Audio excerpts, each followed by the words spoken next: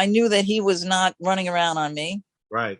And when I had relationships outside of the marriage, he knew about them. Okay. Good. He knew Good. about them. We were a very, very good match in every way, but sexually. I'm a very sexual person. Mm-hmm. One of my photographers says that my sexuality is like a tuning fork. And my husband was more of a closed down, buttoned up Catholic. Didn't particularly like sex or pursue it with me. Okay. And I felt that I didn't get married to never ever have sex again. So my husband allowed me to have relationships outside of the marriage. Which would be solely for sex. Solely for sex, right? They're not people I fell in love with or anything like that. Right. They were relationships where I was getting my sexual needs met and the man was getting his sexual needs met. But we knew we were never going to go to the I knew that that level. You knew not to bring it there because you already had somebody for that. Right. My husband met my emotional and financial needs, but I had to go to other men to get my sexual needs met. And my husband was fine with it. All he asked of me was that I be discreet and not embarrass him socially or anything like that. And so I was always very, very discreet and went to great pains so that his feelings would never get hurt. And I had also said to him, if he wants to be with somebody outside of our marriage, I'm okay with that.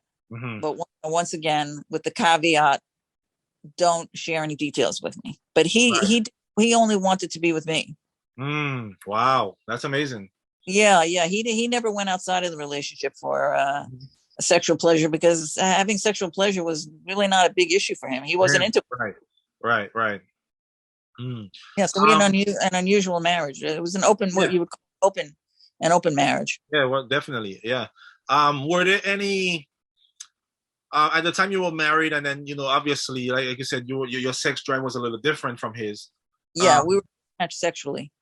Did you have any type of special or fantasies that you wanted to be fulfilled, and you would have that fulfilled sometimes outside of the marriage, so to speak?